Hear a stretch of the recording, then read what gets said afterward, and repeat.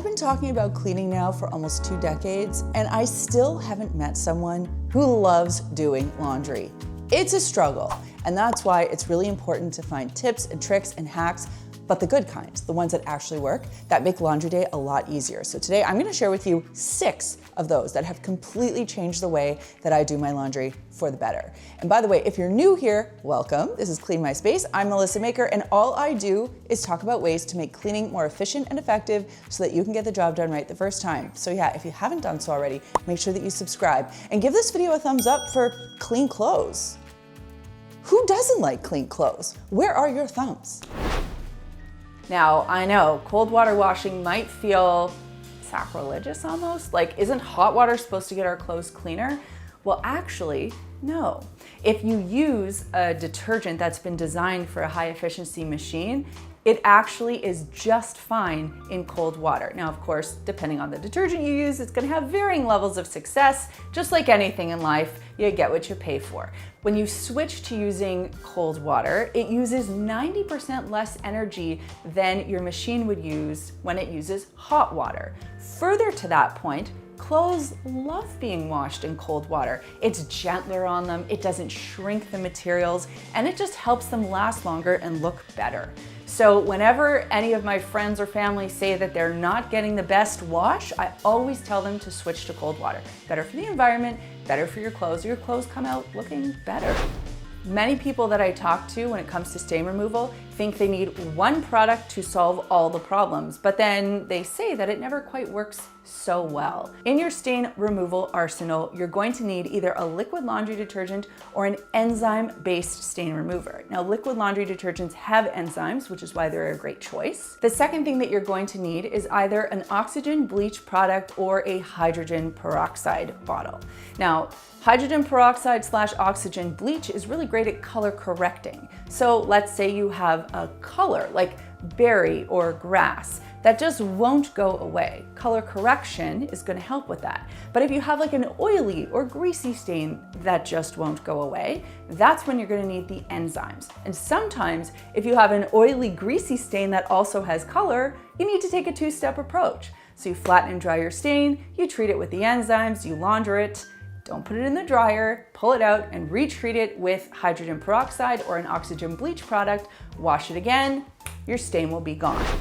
If you find it really hard to keep track and stay on top of your laundry, it might mean that you need a laundry plan.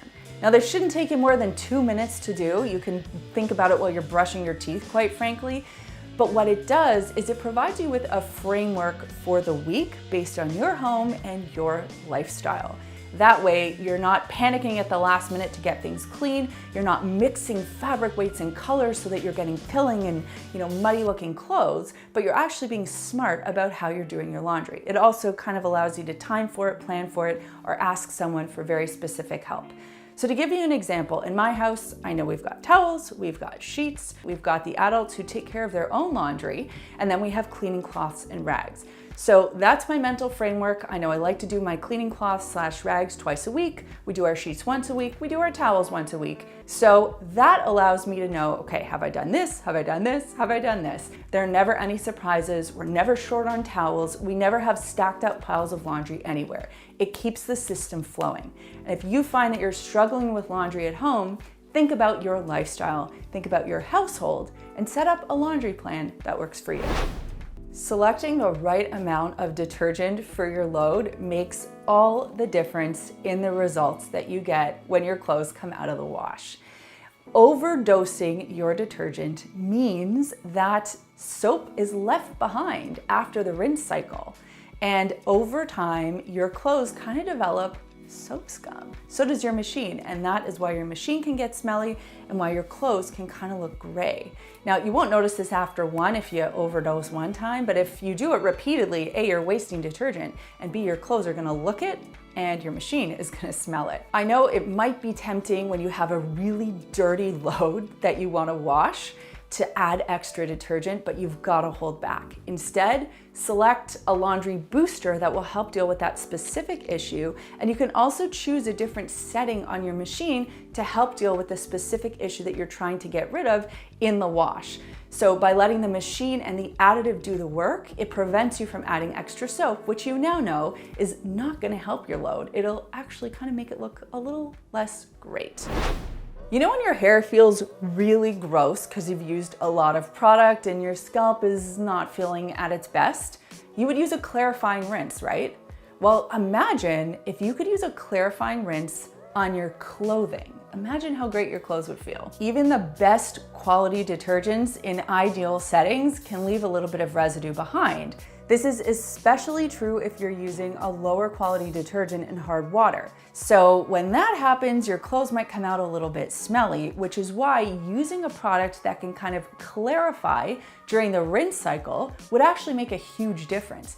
By dissolving those leftover residues, by adding this pH adjusting product during the rinse cycle, you completely change the outcome of your load. Your clothes smell fresher and feel cleaner. So why now? Well, here's the thing. When fabric softener first came out 60 years ago, the clothing people were wearing was completely different than the clothing that we are wearing today, and it needed to be softened. It was heavy and thick and scratchy. But today we wear a lot of synthetics. Synthetics are softer, but they also wash differently. They hold on to dirt and odors and oils in a different way. So that's why they had to come up with an innovation that would actually get better results. Now, to be clear, I am a laundry minimalist and I did not use fabric softener. I don't use dryer sheets. I don't use scent beads. But this is something I cannot argue with. I've tested it and it works really well. Now you can use this in every laundry cycle that you do. Here's how you would add it into your routine. Add your detergent as you normally would, whether it's a laundry pack into your machine or if it's detergent into your detergent tray. Next, you're gonna add scent beads if you add that, or just toss in your garments. Following that, you're going to add down a rinse and refresh to the fabric softener tray or to the central agitator cup. So to be clear, this goes where fabric softener would go.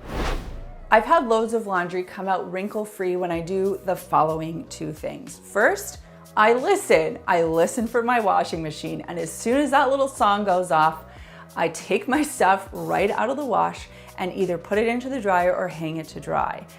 And the reason I do this is because once your clothes stop turning around in the machine, they are heavy, they are full of water, and they sit. And that's when the wrinkles start to form. So if you can get them right away, those wrinkles won't set in. Now, before I put them into the dryer or hang them to dry, the second thing I do is give them a snap. Now, this is also good if you're angry, kind of helps you work out your feelings a little bit. But what this does is it shakes out any of those wrinkles. Added bonus, if you have pet hair, it also helps to shake out pet hair. Okay, so now you know how to get through laundry day easier, faster, and more effectively. And that brings me to this week's comment question, which is, do you use a fabric rinse? Do you know what a fabric rinse is? Do you love it? Do you hate it? Let me know in the comments down below. It's sort of a new player on the scene. I will link the one that I love in the description box, but oh my gosh, it has totally changed the way I do my laundry. Let me know your thoughts in the comments.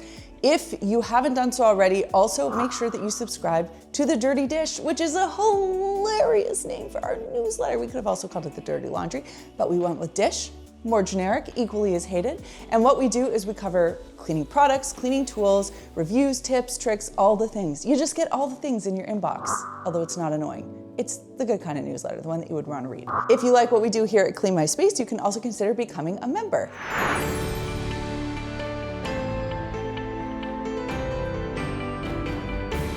And since you're doing all of that laundry, you need a clean washing machine. Don't know how to do that? Check out this video right over here. I got you covered. Thanks so much for watching, and we'll see you next time.